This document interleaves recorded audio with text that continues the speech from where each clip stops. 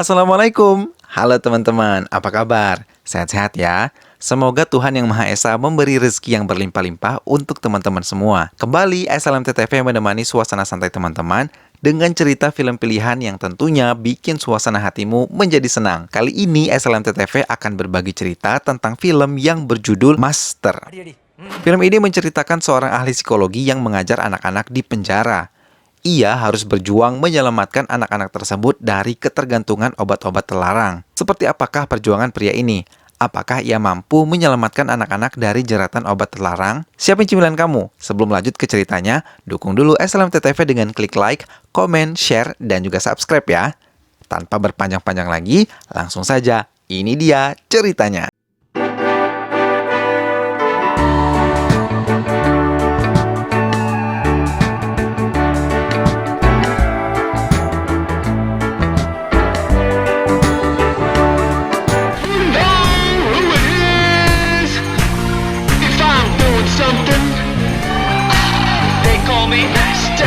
Musuh utama atau tokoh antagonis di film ini bernama Bhavani. Bhavani adalah pemuda lugu yang rumah dan kedua orang tuanya dibakar hingga tewas. Ia terobsesi ingin menjadi ketua asosiasi supir truk. Bhavani kemudian dimasukkan ke dalam penjara remaja milik pemerintah. Karena marah yang terpendam selama di penjara, Bhavani memukul-mukul tembok sehingga dia memiliki kekuatan pukulan yang luar biasa kuat. Di penjara remaja, Bhavani dimanfaatkan untuk menanggung dosa para mafia kriminal yang mempunyai uang. Suatu hari, Bhavani melarikan diri dari penjara. Bhavani menemui orang yang membunuh dan memenjarakannya. Akan tetapi Bhavani tidak membunuhnya, justru ingin belajar menjadi anak buahnya. Seiring berjalannya waktu, Bhavani tumbuh menjadi mafia yang menakutkan. Bhavani membunuh semua lawannya yang akan bersaing memperebutkan posisi sebagai ketua asosiasi supir truk. Hanya dengan satu pukulan, Bhavani bisa menumbangkan para musuhnya.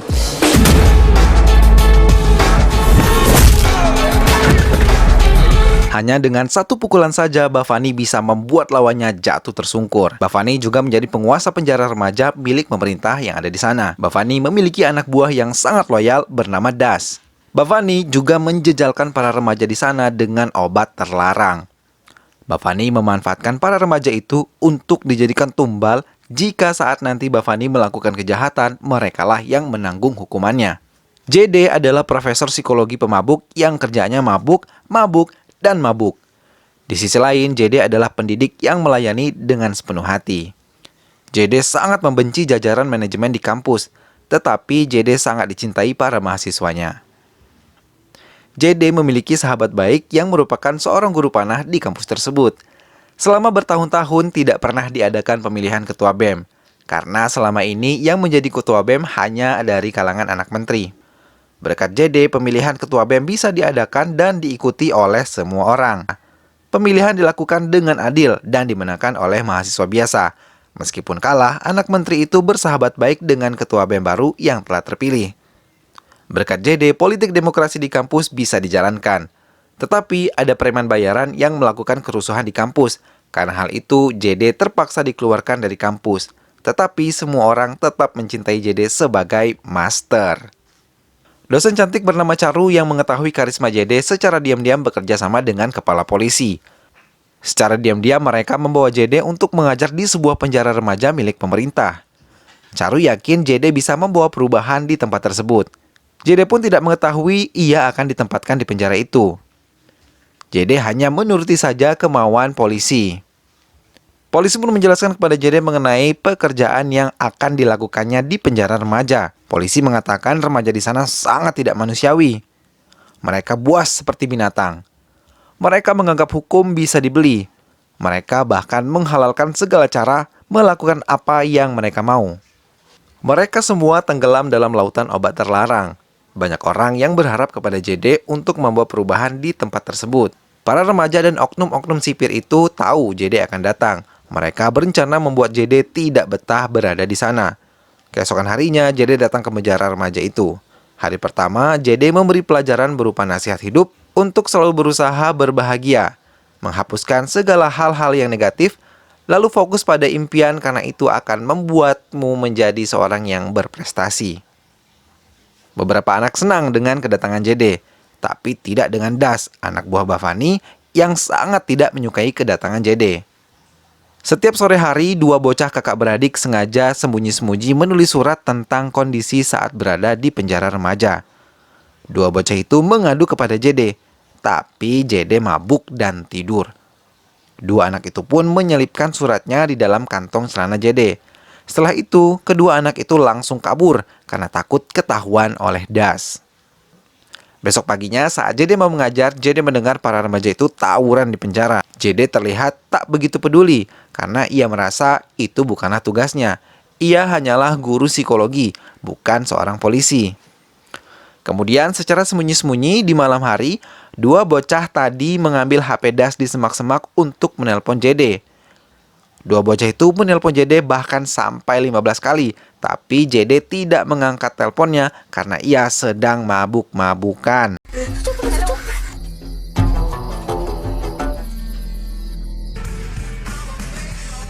Kedua anak itu kemudian ketahuan Das. Das langsung melaporkannya kepada Bafani.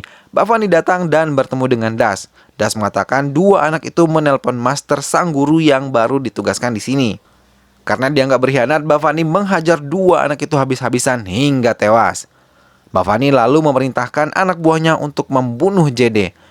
Bafani tidak mau turun tangan karena menganggap JD hanya pemabuk yang tidak perlu dikhawatirkan. Besok pagi, ketua sipir membangunkan JD dan mengajak JD ke penjara remaja.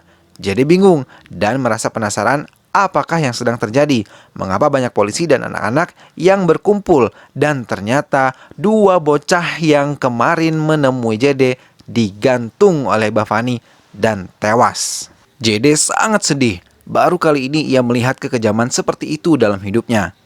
Bafani menemui musuh terakhirnya untuk dibunuh agar dia bisa menang mutlak dalam pemilihan ketua asosiasi supir truk. Aduh, gila, sakit jiwa nih orang.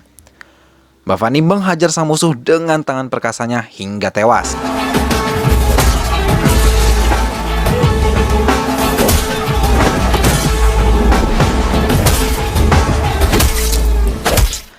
JD diinterogasi polisi karena dianggap sebagai penyebab digantungnya dua bocah itu. Caru datang bersama dua ibu bocah itu ke kantor polisi. Caru marah besar kepada JD karena gara-gara JD mabuk, JD tidak mengangkat telepon dua bocah itu dan menyebabkan mereka berdua tewas digantung. Caru menyesal karena sudah merekomendasikan JD bekerja di penjara remaja itu. Ibu dua bocah itu pun menangis sedih mengenang dua anak lelakinya. JD ditahan sementara di kantor polisi. Saat di kantor polisi, JD menyadari ada surat di kantong celananya. Ketika membaca surat dari dua bocah itu, JD menangis sedih. Kemudian anak buah Bafani datang untuk membunuh JD. Mereka menyobek surat itu dan tertawa di depan JD. JD marah, lalu mengambil sobekan surat itu dan menghajar mereka semua habis-habisan.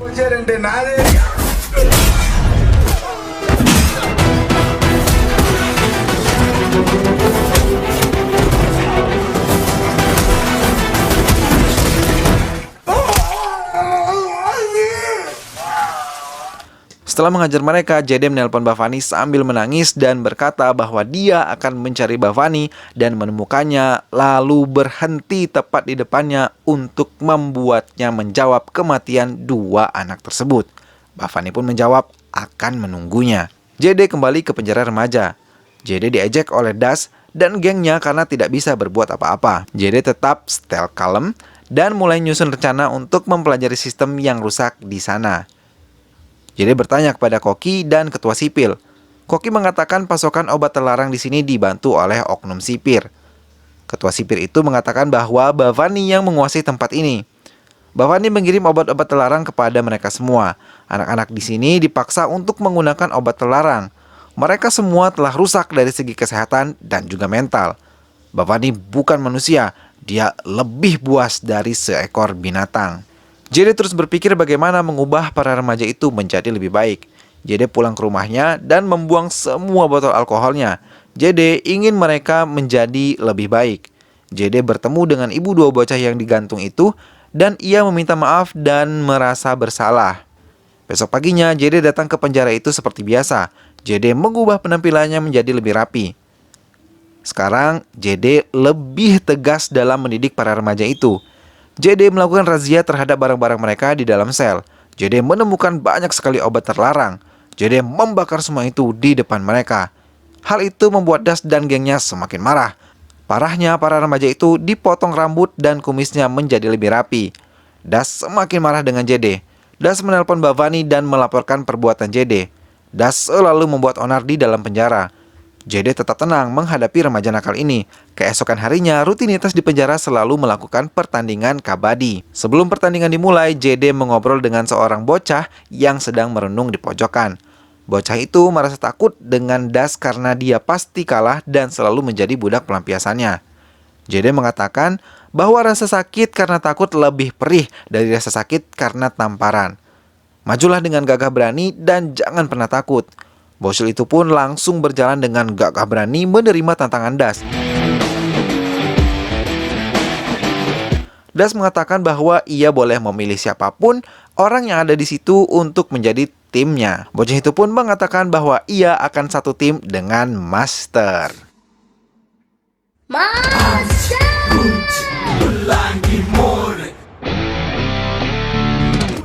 JD berhasil mengalahkan Das dan memenangkan pertandingan. JD menyelamatkan bocah dari penindasan Das. JD dan bocah itu pun menjadi dekat dan bersahabat. Malam harinya, JD mengumpulkan semua anak-anak yang masuk penjara itu karena mengakui kejahatan orang lain. Mereka semua tidak pernah bertemu dengan Bhavani. Yang mereka tahu hanyalah Das. Mereka semua diminta untuk mengatakan hal yang sebenarnya. Mengapa mereka semua bisa masuk penjara dan bagaimana kehidupan di penjara tersebut. Video-video tersebut akan dibawa ke pengadilan sebagai bukti untuk membebaskan para remaja itu. Pernyataan mereka akan memberatkan Das dan menyeret nama Bhavani. Besok paginya, Charu tengah berjalan di sebuah pasar. Tiba-tiba gerombolan preman mengejar dan mencoba melukai Charu. Charu langsung melakukan video call kepada JD untuk meminta bantuan. JD bingung harus berbuat apa. Tiba-tiba si bocah yang sedang di sebelah JD meminta Charu untuk memberikan HP itu pada si preman. Bocah itu berbicara dengannya. Ternyata si bocah itu kenal dengan si preman. Bocah itu dengan cerdasnya melakukan basa-basi dan menyuruh para preman itu pergi. Cara itu berhasil menyelamatkan Charu. Jadi heran dan bertanya kepada si bocah, siapa sih sebenarnya ini bocah? Dari mana bocah ini bisa kenal para preman itu? Bocah itu pun menjawab bahwa di tangannya terdapat sebuah tato khusus anak buah Bhavani. Jika mempunyai tato tersebut, pemilik tato bisa makan kenyang di warung tanpa harus membayar. Bahkan mereka bisa mendapatkan akses untuk mendapatkan obat terlarang dan alkohol. Tapi terkadang pemilik tato juga sering disuruh melakukan kejahatan yang dilakukan oleh Bhavani. Maka dari itu, banyak remaja yang berada di penjara tersebut. Mereka semua berada di sana karena kejahatan yang dilakukan oleh Bhavani. JD langsung menyusuri siapa saja yang memiliki tato di luar penjara. JD pun menghajar mereka satu persatu. Setelah itu, JD menyuruh Charu untuk mengirim video anak-anak ke kantor polisi. Pada minggu depannya, JD akan membawa bocah-bocah tersebut menghadap hakim ke pengadilan. Malam harinya, JD menyelinap masuk ke markas asosiasi supir truk milik Bhavani. JD nekat datang sendiri dan membawa senjata berupa pulpen. JD bersembunyi di pinggir pagar. Ia melihat seseorang keluar dari kamar mandi dan memakai handuk di kepalanya. JD langsung menyandranya dengan pulpen di lehernya. JD membawanya ke ruang tengah, di mana di sana banyak sekali anak buah Bhavani. JD bertanya di mana Bhavani. Ternyata orang yang sedang disandranya itulah yang merupakan Bhavani. JD mengatakan jika mereka memperlakukan remaja seperti domba, maka kalian semua akan berurusan dengan JD. Setelah mengatakan hal tersebut, JD pun pulang. Bhavani marah besar dan merasa dipermalukan di depan anak buahnya. Esok paginya, sambil mandi, Bhavani menelpon JD dan berkata kepada JD bahwa dia salah besar telah mempermalukannya. Bhavani pun mengancam JD akan membunuh orang-orang terdekat di sekitar JD. JD panik dan langsung menelpon Charu, keluarga, sahabatnya, dan para mahasiswanya untuk menanyakan keadaan mereka. Dan ternyata anak buah Bhavani akan membunuh orang-orang tersebut. Anak buah Bhavani mulai membunuh suami guru panah dengan menabraknya menggunakan truk. Mereka pun menikam mahasiswa kesayangan JD dengan pisau. Bahkan mereka menabrakkan truk ke mobil anak menteri hingga tewas. JD menangis sedih karena orang-orang terdekatnya dibunuh oleh Bhavani. Tiba-tiba, Bhavani menelpon lagi dan mengatakan bahwa ia akan terus membunuh orang-orang di sekitar JD jika JD terus melawan. Bhavani akan membunuh 4 orang setiap harinya jika JD tidak mau berhenti mengganggu Bhavani. JD berteriak dan marah besar ke Bhavani. JD kembali lagi ke penjara. Ia diejek oleh rombongan Das. Mereka sangat senang melihat JD bersedih. JD pun mengatakan bahwa mereka semua menjadi seperti ini karena dicekoki alkohol dan obat-obat terlarang sehingga mereka dapat disetir dengan mudah oleh Bhavani. JD pun bercerita bahwa ia dulu adalah seorang pemabuk. Karena itulah 2 bocah itu tewas digantung. Ini semua permainan politik Bhavani. Bhavani mempergunakan anak-anak sebagai pion.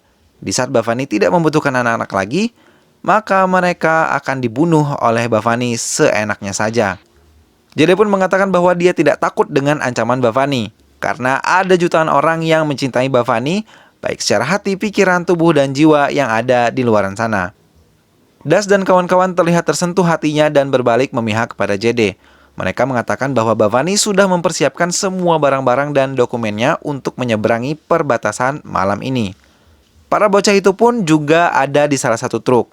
JD langsung berangkat menuju ke truk tersebut.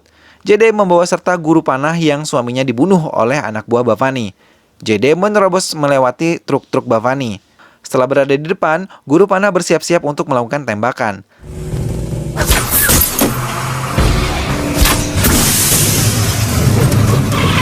Setelah itu, guru panah mengambil aris setir dan giliran JD yang melakukan tembakan.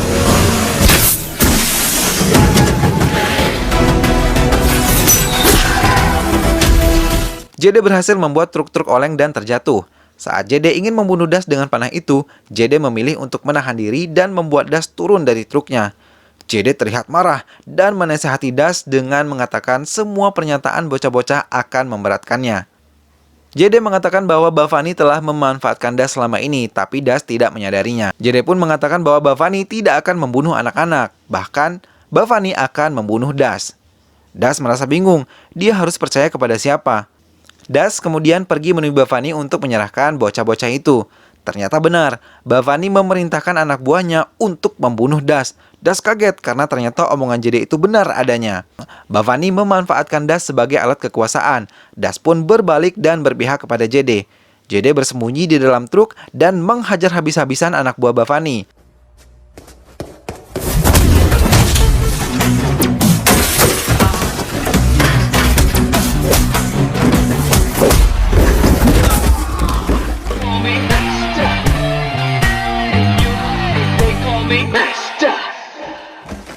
Setelah selesai menghajar mereka semua, giliran JD duel 1 lawan 1 dengan Bhavani. Bhavani sangat perkasa. Kekuatan tangan Bhavani saat memukul bisa membuat bolong daging sapi frozen. JD tersungkur dengan pukulan Bhavani. JD terluka parah. JD mulai bangkit karena melihat masa depan bocah itu ada di tangannya. JD membuka bajunya dan melepaskan gelang khususnya, lalu memukulkan gelang tersebut ke tangan Bhavani. Sekarang giliran Bhavani yang tersungkur. Bhavani merasakan sakit yang luar biasa di tangannya. JD memerintahkan Das untuk menyelamatkan para bocah. JD melanjutkan pertarungannya dengan Bhavani. JD terus menghajar Bhavani habis-habisan. Saat Bhavani berusaha merayu JD agar membebaskannya, JD langsung mengangkat Bhavani dan menggantungnya tepat di jantung hingga tewas. Bhavani digantung persis seperti 2 bocah yang ia bunuh. JD menangis sedih teringat mereka berdua. Setelah semua berakhir, pemerintah menutup secara resmi penjara remaja di sana. Para bocah pun dipindahkan ke penjara remaja yang lebih baik. Das menawarkan dirinya untuk dipenjarakan menggantikan JD. JD menolak dan mengatakan kepada Das bahwa setiap orang harus menanggung hukuman sesuai kejahatannya. JD masuk penjara bersama Das. Dan film pun berakhir. Teman-teman, demikianlah alur cerita film Master. Sebuah film yang sangat menyentuh dan menginspirasi. Generasi muda memang biasanya masih belum menemukan jati diri. Oleh karena itu, kita harus mampu mengarahkan adik-adik kita yang masih remaja agar tidak terjerumus pada kriminal dan obat-obat terlarang seperti yang ada di film. Daripada kenal narkoba, mendingan nonton SLNT TV kan? Dijamin sehat karena imun meningkat. Ngomong-ngomong, terima kasih ya teman-teman sudah menonton video ini sampai akhir. Simak terus video kami dan ingat untuk like, komen, share, dan juga subscribe. Sampai jumpa di video selanjutnya. Terima kasih. Wassalamualaikum.